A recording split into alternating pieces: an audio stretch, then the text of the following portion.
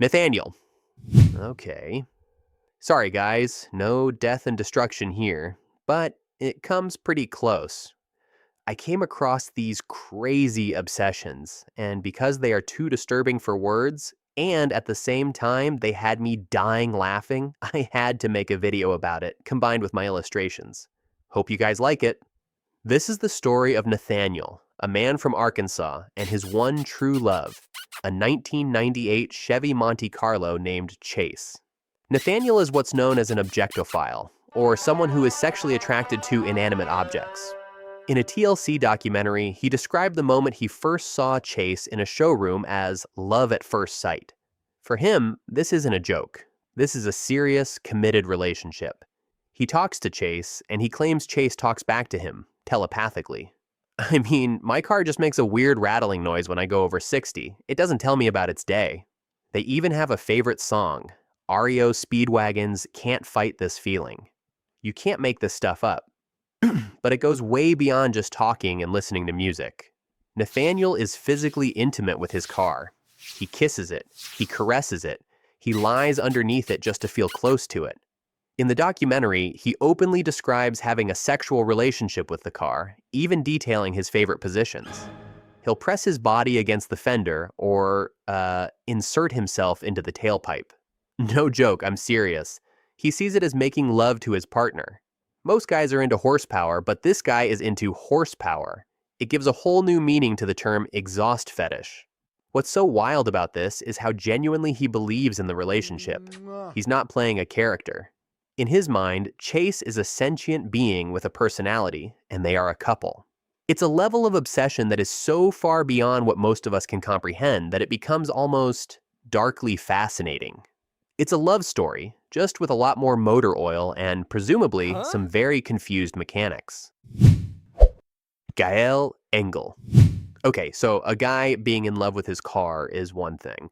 But what about a woman who marries a 120-foot-tall steel structure that goes 60 miles per hour?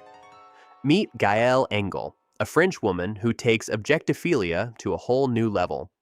She doesn't just love roller coasters, she marries them. And has babies with them. Sort of. Gaelle's love life is more dramatic than a soap opera. Her first public relationship was with a roller coaster in Germany named Skyscream. She called it her boyfriend. But, long-distance relationships are tough, especially when one of you is bolted to the ground in a German amusement park. She eventually felt separated from Skyscream and fell in love with a new ride in Bordeaux, France, named Gravity. Her love life literally has more ups and downs than, well, a roller coaster. But Gravity was just a fling. Her true love, her soulmate, turned out to be a ride in Quimper, France, named Flasher. And this time, it was serious. Gaëlle and Flasher got married. She has a wedding ring, engraved with both of their names.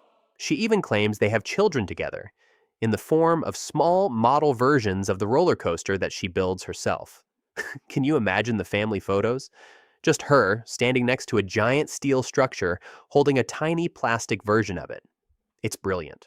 She talks about her relationship with Flasher with the same passion and emotion as anyone would talk about their human spouse. She feels jealousy when other people ride it. She feels a deep spiritual connection to its steel frame. For her, the clanking of the chain lift and the roar of the cars on the track are expressions of love. This isn't just a quirky hobby. It's a complete, all-consuming romantic obsession with a piece of amusement park machinery. Nick, Aubrey, and their urine obsession. Some obsessions are weird, some are funny, and some are just deeply, deeply unsettling. This is one of those. It's the story of a couple, Nick and Aubrey, who share a love so strong they decided to replace food and water with their own pee. In an episode of TLC's My Strange Addiction, Nick revealed that he hadn't had a drink of water in years. Instead, he drinks between half a gallon and a full gallon of his own fresh urine every single day. He claims it's the key to his health and vitality. When he met Aubrey, she didn't just accept his habit, she joined him.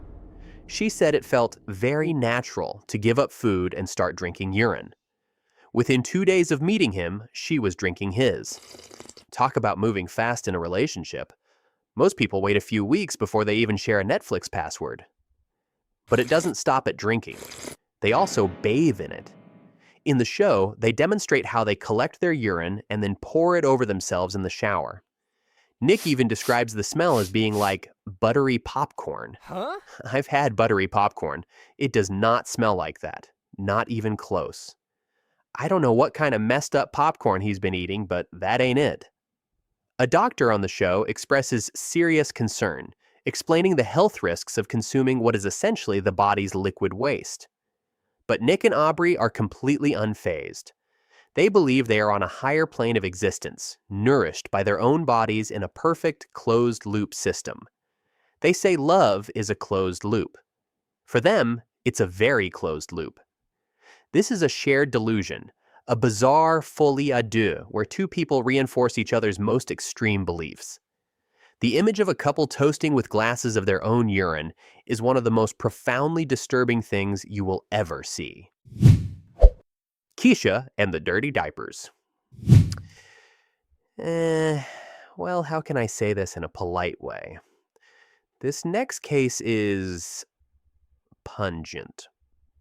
It's about a 22-year-old woman from Queens, New York, named Keyshia, who has an obsession that is so stomach-turning, it's hard to believe it's real.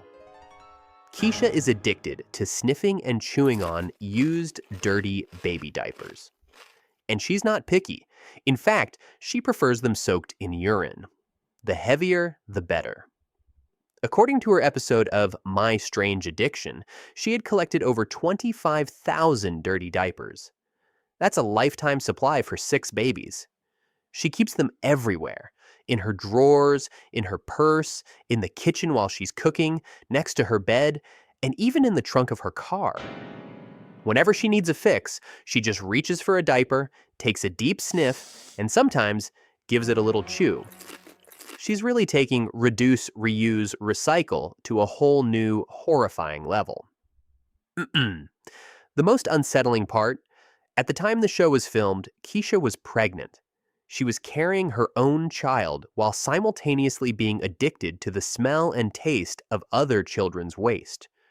She gets diapers from friends, family, even strangers. Can you imagine that conversation?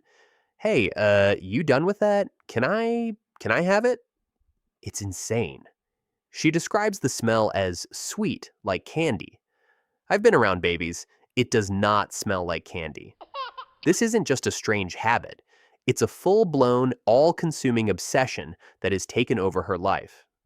The sheer scale of it, tens of thousands of dirty diapers filling her home, is mind-boggling. It's a sensory nightmare, a story that you can almost smell through the screen, and it is without a doubt one of the most bizarre and repulsive obsessions ever documented. Jasmine Bishop and the Laxatives. Obsessions aren't always about strange objects or bizarre substances. Sometimes they are about control. A desperate, all-consuming need to control one's own body, even if it means destroying it from the inside out. This is the story of Jasmine Bishop, a 22-year-old British woman whose obsession with being thin led to a devastating addiction to laxatives. It started innocently enough, with a single pill here and there. But soon, one pill wasn't enough. Jasmine's obsession spiraled until she was taking an entire box, up to 20 laxative pills, every single day. Her diet consisted of almost nothing but tea, energy drinks, and cigarettes. She was literally flushing her life away, and her money. Laxatives aren't cheap, you know. That's a serious financial commitment to self-destruction. She describes a life of secrecy and pain, hiding strips of pills in secret compartments in her bags, spending hours every night on the toilet, doubled over in agony, crying from the intense cramps. Her body began to shut down. Her period stopped. Her hair started falling out. She was withering away, all for the sake of a number on a scale. It's a tragic irony. In her obsessive quest to perfect her body, she was systematically dismantling it, piece by painful piece. Even after getting treatment for her eating disorder, the damage was done. According to an interview she gave, Her bowels are permanently damaged. She has to take a natural laxative every day for the rest of her life, just to function. Her body is now dependent on the very thing that almost killed her. This story is a brutal look at the dark side of obsession. It's not quirky or funny. It's a raw, painful story of self-destruction. A reminder that the most dangerous obsessions are sometimes the ones we have with ourselves. Jennifer and the Mattresses. We all have our comfort foods. Ice cream, pizza, a warm chocolate chip cookie. But for a 26-year-old woman named Jennifer, comfort food is her bed. Literally. Jennifer is addicted to eating mattresses. Forget counting sheep to fall asleep, she eats them. Or at least what they're made of. For over 20 years, Jennifer has been secretly tearing off chunks of mattress foam and eating them. She says she prefers it plain and straight up. No sauce, no seasoning, just pure, dry mattress. In her episode of My Strange Addiction, it's revealed that she eats about a square foot of mattress every day. Over 2 decades, she has consumed a total of 8 full mattresses. She's on a very specific diet. High in fiber, glass. The obsession is so powerful that when she finished eating her own mattress, she started on her mother's. Can you imagine that conversation? Hey, Mom, listen, I'm really sorry, but I ate my bed. Can I have yours? The visual is just insane. A grown woman sitting on the floor, peeling away the layers of a bed and eating the foam like it's a bag of chips. A doctor on the show explains the terrifying medical reality. The foam is barely digestible. It can get stuck in her intestines, causing a blockage that could lead to a life-threatening rupture. Every bite she takes is a game of Russian roulette with her digestive system. She is a ticking time bomb. This is a prime example of a condition called pica, the compulsion to eat non-food items. But Jennifer's case is one of the most extreme ever documented. It's an obsession that is slowly, silently, and bizarrely killing her from the inside, one spongy synthetic bite at a time.